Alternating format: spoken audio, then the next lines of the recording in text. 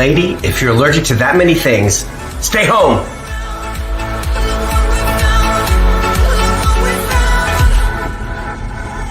Back off, lady!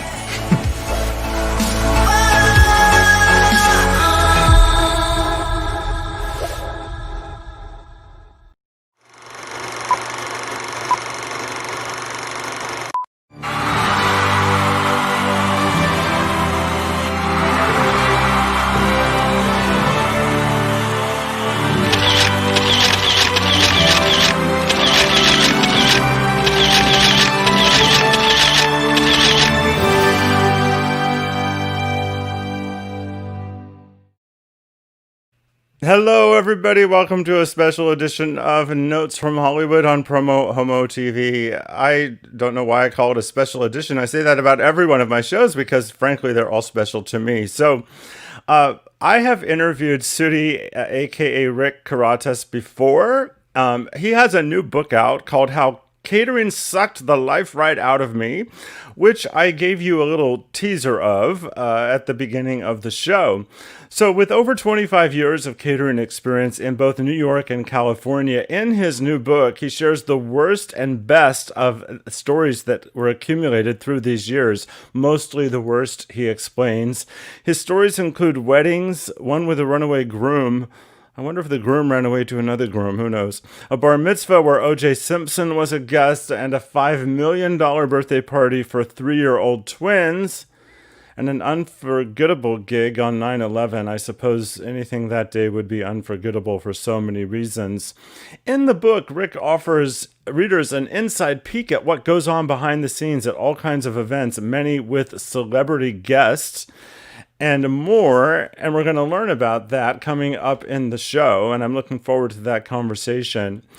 It's been a very different holiday for all of us. I, for one, have followed the advice of the CDC, and I have definitely practiced social distancing. I went to an outdoor event on Thanksgiving where I could volunteer, and the people there came in parties of 1 or 2 and were socially distanced from each other. It was a very safe, sane, and joyous event.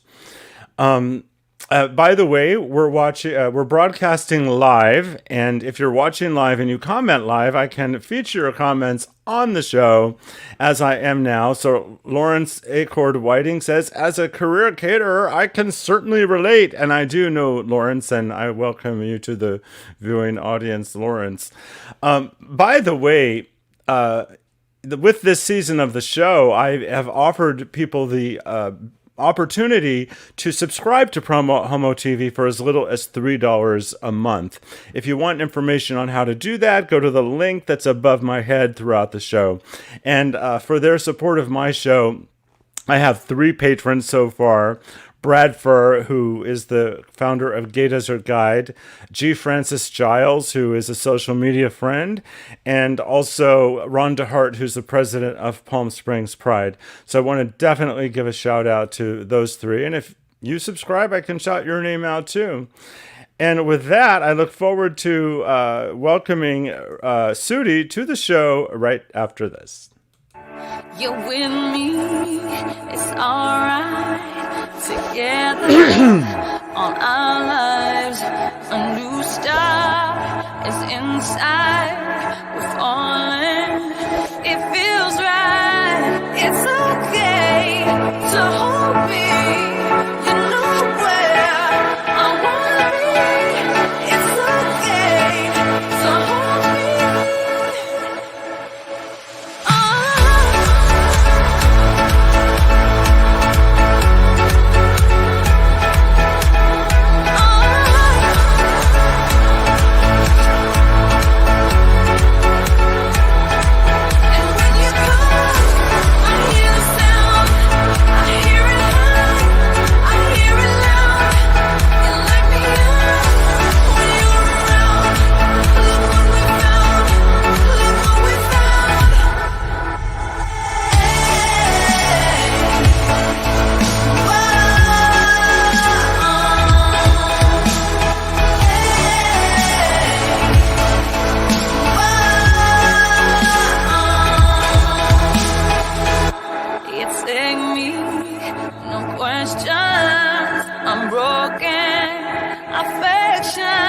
It's okay to hold me. You know where I wanna be. It's okay to hold me.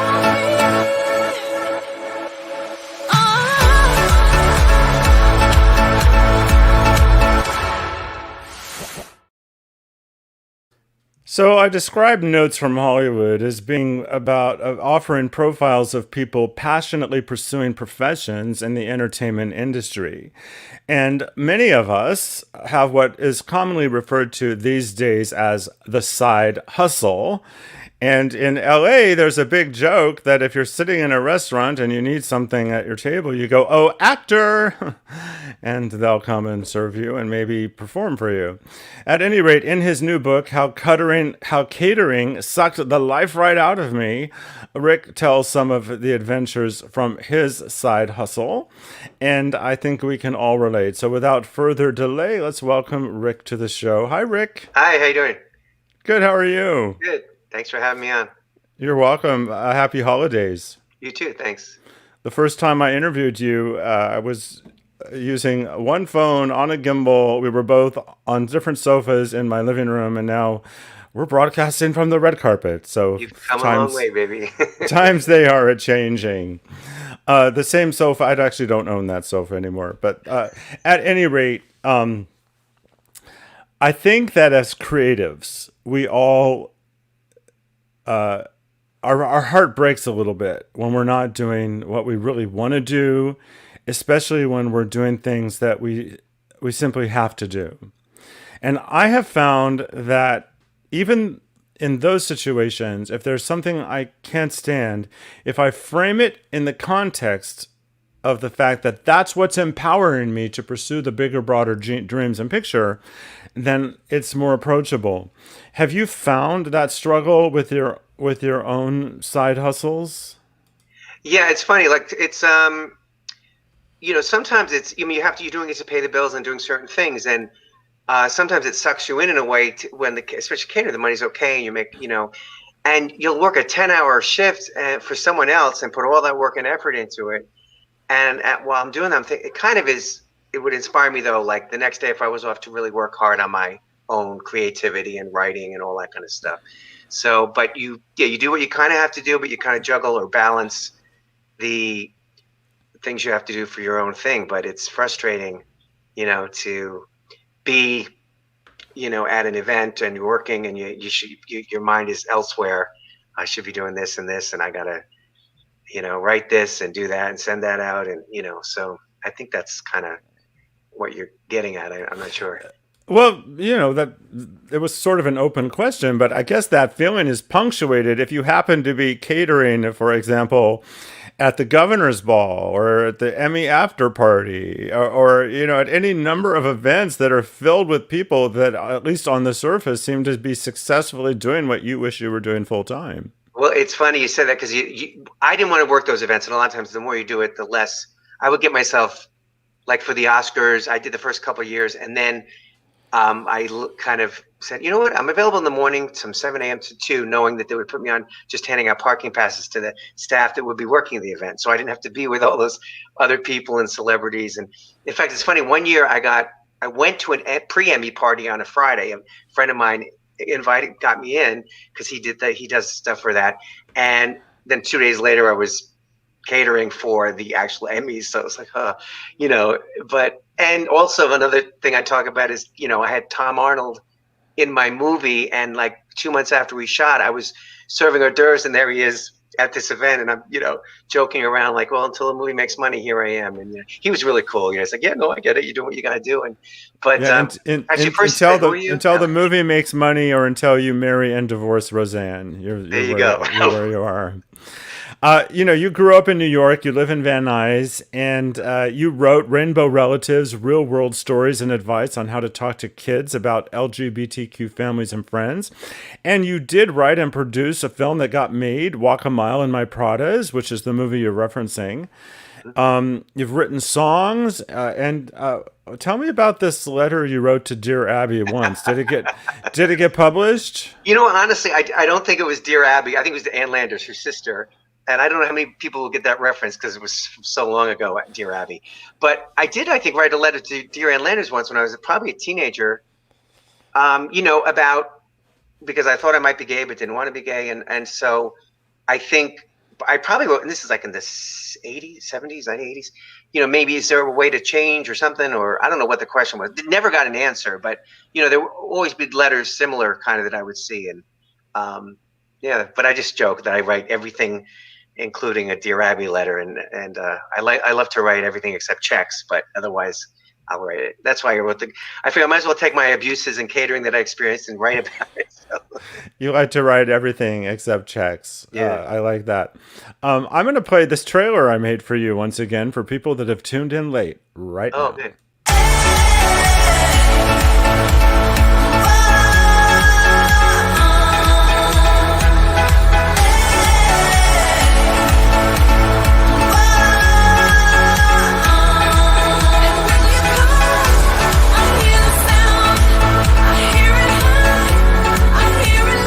Lady, if you're allergic to that many things, stay home.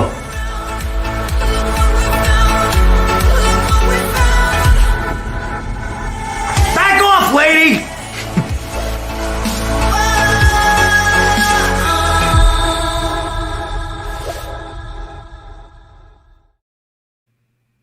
I love the way you put that together with the music. We just shot a few of those for fun, and I had a few more. I have to find them, but we were just having a little fun with the cover and then doing a few of those. My partner Carlos actually shot those and the cover, and then on the back cover, that's my friend Larry Weissman took that shot that I ended up using for the back cover. But that was great. Thanks. Oh, you're welcome. So I know we don't want to talk about everything that's in your book. I'm going to share with you a couple of my own catering related anecdotes. I'm experiencing a little bit of PTSD when I think about them. So when I was in college at Arizona State University, I was a banquet waiter at a brand new hotel, and it was just the hotel just opened, so everyone was very green, and the room was overly packed and with blue-haired people, and I was expected to carry a tray of 8 plated meals over people's heads. And early in the experience, the tray tilted and the top layer of plates and ultimately the whole tray collapses on the floor. I wasn't near a table when it happened, but then I had to be the one that was carrying trays like that over people's heads. So I have some trauma when it comes to that story. I'll save the other one, but do you have any PTSD moments that are in your book? I mean, there's probably quite a few. I mean, I think, because I used to work a lot of those big events, and at the very beginning we did more of the French service or the heavy trays, and then it kind of got in the tuxedos, and then it got away from all that, and they get the black bistros, and a lot of times I was working behind buffets where, it was you just 2 plates at a time, much simpler. I don't know. I don't know if that's the case everywhere, but it seems like that's what happened. But I used to do Persian weddings that would go to 3 a.m. So those were like nightmares, I remember. And most houses we work in are very pleasant. The people are very nice. But there's 2 in particular. One was in the Hamptons. And I won't say who it was. I mean, she passed away a long time ago, but she was a famous gossip person. So now I gossip about her. But it was Rona Barrett's house, wasn't it? No, she did a thing. And but it was like walking on eggshells the whole time working in her house, and everything had to be just right. And she said, "Don't remove anything without a tray. You have to have a tray to take a glass or anything." And so anyway, actually, Regis Philbin was a guest at her house, and at the breakfast that morning, I worked there the whole weekend for July 4th, and he said, "Oh, could you take this?" And I was walking by the table or something, and I said, "Okay, 1 minute, let me just get a tray." And she goes, "Why aren't you taking his whatever he asked me to take?" She said, "Well, you told me not to take anything without a tray." She goes, "Oh, just take it." But the whole weekend was just, she expected me to answer her phone in the kitchen while I was standing there, and it was ringing, and I'm like, I'm not her butler. Where are her butlers, by the way? They kept disappearing. But she was just a They nightmare were from. disappearing with each other into a Yeah, closet I know. somewhere. It was that one, and there's a woman in Beverly Hills that so many people have worked at her house and won't go back to. Again, just nothing is she's happy with, and I call her Mrs. Olson. I changed names in the book, and I joke that she's not Mrs. Olson from Little House on the Prairie. She was much nicer. This woman is just awful. But and anyway, so yeah, there's a lot of the good outweighed the bad. In all honesty, obviously I wouldn't have done it for as long as I did if it was all horrible. But there were some real nightmares, and um, some of them I just have forgotten and blurred. But I was able to remember quite a few for the book, and yeah, I'm trying to think of what just yeah. And, I remember one New Year's Eve years ago. I got home at like 4 in the morning. I said, "I'm never doing catering again." And I'm in the bathtub at 5 in the morning, just relaxing, like because that was it. But yeah, a lot of them are not, and they're only hard because some of the kind of the people that run the events, sometimes the caterers, and again, I don't name them by name in the book if they were really bad. Um, but I said too many chiefs on too much opium. Like Oh, they just make it a living hell. And but again, that would encourage me to do what I wanted to do. I'm like, okay, I'm not going to do this much longer. I'm going to focus on that. So in some ways, I took that and you know, but yeah, but there was some nightmares in there, that's for sure. my friend Craig Prater is viewing another great show, Nicholas. So thank you for watching live and supporting the show, Craig, and happy holidays to you.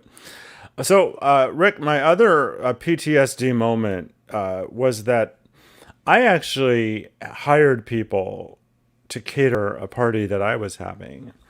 And I remember thinking that I had given him a generous tip.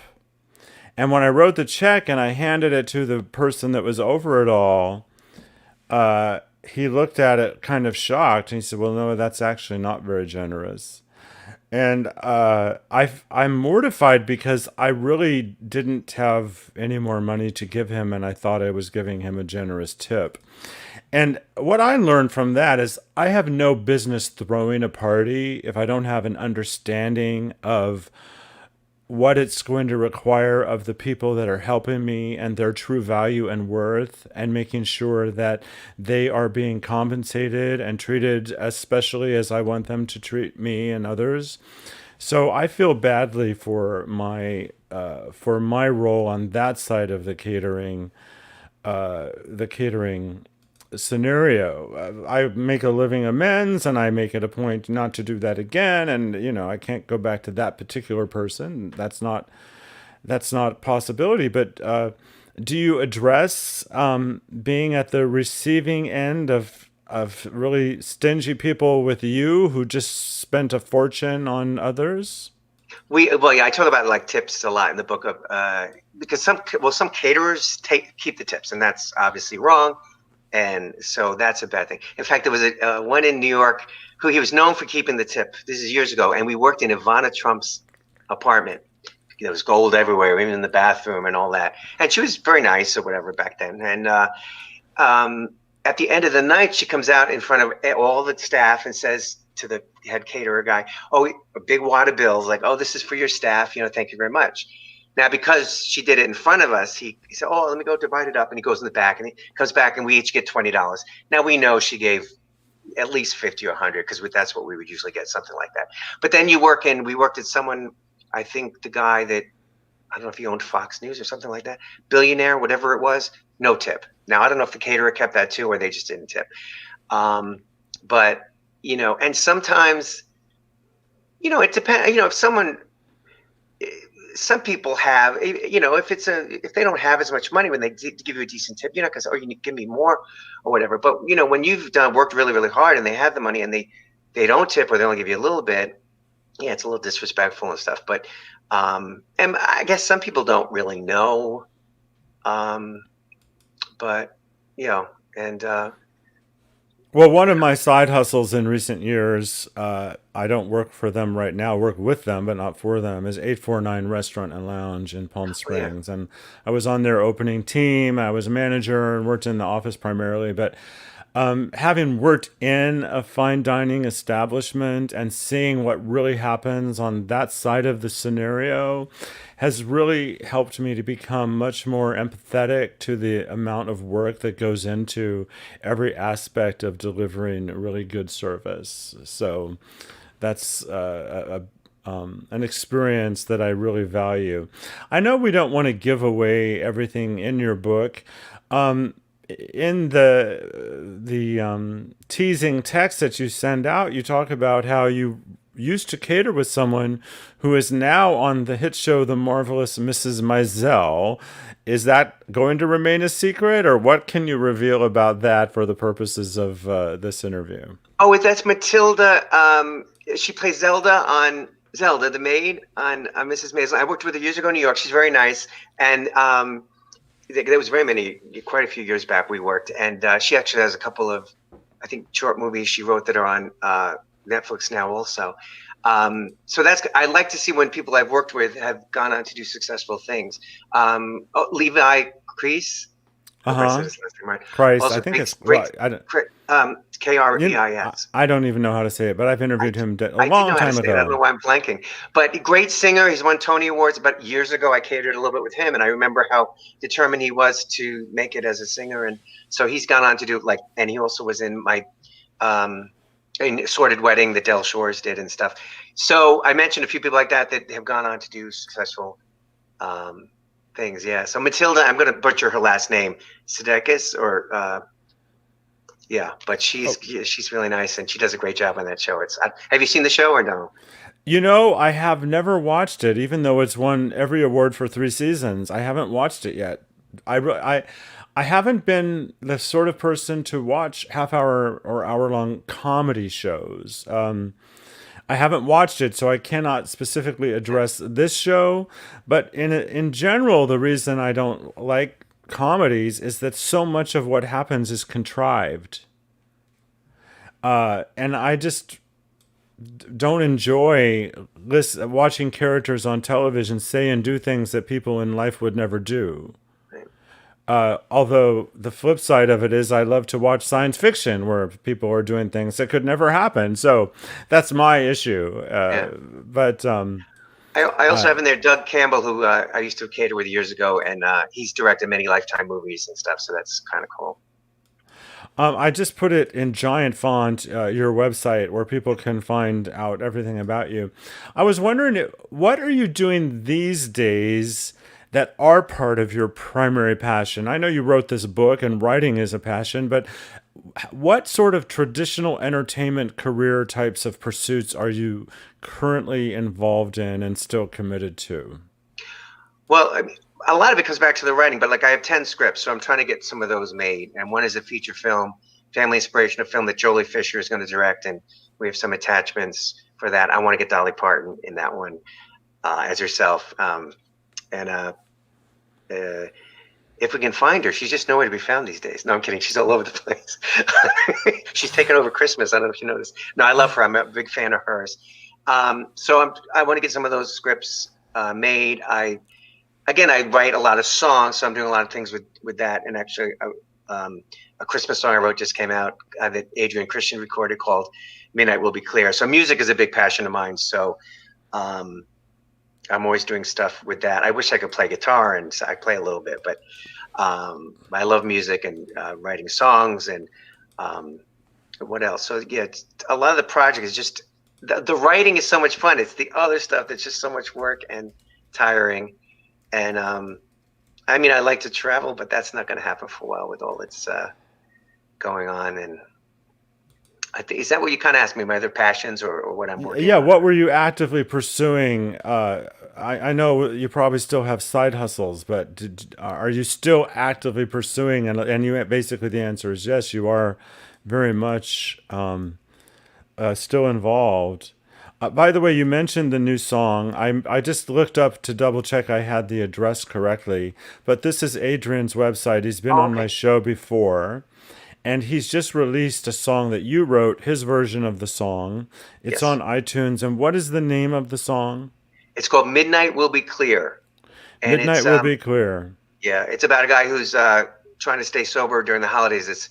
he gave up drinking about a year ago for his New Year's resolution, and this is the first Christmas in a long time that midnight will be clear. His favorite song is "It Came Upon a Midnight Clear," and this is the first midnight that actually will be clear in a while. So it's a nice story song, kind of. And What I found fascinating about that is that, and I spoke with you before the show about this. I asked you if you were in recovery, and you're not, and so this isn't an autobiographical story, which I found surprising because most people that would take on a particular song like that would be writing from their own personal experience. yeah, I don't know. I mean, I get a lot of ideas. I get too many ideas. I'm half asleep, and I'll be thinking of something. I was literally thinking about the song for some reason, and it was in November, and the song "It Came Upon a Midnight Clear," and I kind of just, as I laid there, I kind of, oh, what it would kind of be interesting, a twist of, and it just came to me, and then I just ended up writing it. So, and I base songs on other people's experiences, people I know. Uh, so yeah, I use my imagination, or some things I guess I write are a little autobiographical, but that one, honestly, I could never have a drinking problem because drinking makes me too tired. So even if I want to have more than one or two drinks, the next day I'm just exhausted. So I don't. It's rare that I drink that much. I mean, I have a little tequila in my cereal, and then for lunch some mimosas. No, I'm kidding. I could really tell you how many drinks I had the whole year. This year I had like how many beers I've had. 4,365 beers. So I'm very easy for me to keep track. No, I'm kidding. I honestly have probably only had 12 or 13 or 14 drinks the whole year because Well, I just don't. I can tell you how many drinks I've had in the last 19 years and 9 months. Oh, that's great. Yeah, Yes, and one day at a time. yeah, no, that's And great. I talk about recovery. I have a show on my network called Higher Powered: Stories of Experience, Strength, and Hope, infused with infinite views of spirituality and purpose. So I don't talk about specific 12-step programs that I benefit from, but I think it's so important to address the power of help that's available to those that seek it out. Is there anything you would like to add that we haven't discussed in the interview while I show off your book cover, How Catering Sucked the Life Right Out of Me? Anything that you'd like to talk about that we haven't yet discussed? Let's see. We talked about the book. We talked a little bit about the previous book, Rainbow Relatives, which I loved being on your show for that. That was fun. And I don't know. Just I don't want to. We're not going to give away the book, any more of it. Yeah. Well, it was funny. I wanted to say one more thing. The book, because you mentioned your couch or something, and it reminded me because this is really cute. I worked in Tom Cruise's house once, and Oprah Winfrey. It was a room. All I had to do was stand in the dessert room, and there was Jamie Foxx was over there, and Ellen and Oprah, and of course no one came near the dessert because God forbid celebrities gain an ounce. But they'll eat the dessert, but just not when anyone's watching. right. But I was in front of it, so they couldn't sneak over. But what was funny is it was a few months after Tom Cruise jumped on her couch on her show, if you remember that. And so here she is in his living room, and there's his couch, and I was so dying to go over to her and say, I know he jumped on your couch, but please don't jump on his couch. But I thought that would be risky business, so I didn't do that. But it was I never know if someone is going to think something's funny or say, could you get him to leave the house, please? Right, exactly. Would you have him leave? So there's a lot of cute things in there like that. Yeah. So one of the things that I love to ask in my show, I don't always remember to do it, but I'll wrap it up with this question. Was there a moment in your life that was transformational for you in that it gave you the commitment to pursuing your dreams no matter what? Was there a turning point, something that helped you value, cherish, and go for your dreams relentlessly? I don't know I don't think there was a turning point. I think it was more of a gradual. The more I did it and the longer it went on, the more determined I became. I went to college for marketing and business, which I really wanted to really go for acting. But sensible thing or follow advice to be realistic, blah, blah, blah. Then after college, I took some classes at HP Studios, some acting. I got into SAG. But I still was doing side jobs, like sales and then the catering I got into and other things. But the longer I did it and the more I did, because I put so much time into it and so much effort, I'm like, I'm going to make sure I keep going towards that dream. I just wrote a song called "Never Tame Your Wild Dreams," and I swear this came to me in a dream to this song, the title of it. But don't tame them. Just go with them. Let them set them free. Go, And I wish I had done what you said, like had a moment where I just said, I'm just going 100% for this. Nothing's going to stop me. And I didn't really have that, but little things would happen that would encourage me, I think, more and say, okay, I'm doing the right thing. I know people are enjoying this. It took me 7 years to make the Prada, Walk a Mile in My Pradas, which is on Amazon Prime now for free. If anyone, it's a nice holiday film. But so I know, and no matter what, like I said, it's okay to balance doing other things with my passionate things. The goal is to just do those things, just do the writing, and mostly writing, I as opposed to acting. But I guess it was a little. I mean, in ninth grade, I played Danny Zuko in Grease, and I remember that was when I was like, oh, God, this is what I want to do. And then, of course, you let people talk you out of it, or go to school for business or whatever, and then you get older, and it does get harder as you get older. Now that I'm 37, okay, almost 57, but anyway, yeah. I've stayed speechless throughout, as you can tell. Well, the moment for me was in the early 80s when the AIDS epidemic came into the world, and I saw people dying, and I was majoring in communications in college, and I realized that the most powerful, valuable thing I had was my own ability to tell my story, to express my truth, to come out, and to work to create a better place, and to really honor and express my life force. And so that was the defining moment for me, to have become a young adult in that moment in history for me. But I love it when people share what inspires their creative process, and it's especially encouraging to everyone when we continue to commit and pursue our creative process and all the things that we do to keep ourselves thriving and content on the planet. Any New Year's resolutions coming up for you, or do you stay away from those? It's funny. I think I don't really get too into them. I think every New Year's I say, this coming year I want to spend more time with friends, especially ones I haven't seen in a while, or keep in touch more. But that would be true for everybody this year, yeah. I think. Well, yeah, and see them more in person. But there's previous years you're able to do that, but just don't find the time. That So, but we can keep in touch more by phone and Zoom and stuff like that. And there's still people. I've been doing a little bit more of that, but I think that's important. Keeping up with your friends and family. So that's one of them. I always could lose a few pounds, but I don't make a long list of resolutions usually. And more shall be revealed. So the book is How Catering Sucked the Life Right Out of Me by Sudi Rick Karatas. And actually, if you search Amazon by all three of those names, in whatever order you want, you'll find all of Rick's creative works on.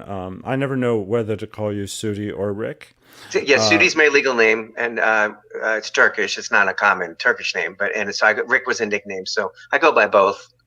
That's what you told me the last time I interviewed you. It's a very frustrating thing for you to not tell me what to call you, but that's my problem, not yours. Anyway, if you want to hang out there, we can speak briefly after the show. Sure. Thank you so much for joining me today. Thank you for having me. It was always a pleasure. Yeah. Thank you. And for all of you at home, thank you so much for watching. I'm about to start my hiatus after my fall season. Big things will be coming in the spring in January. That's when my new season will kick off.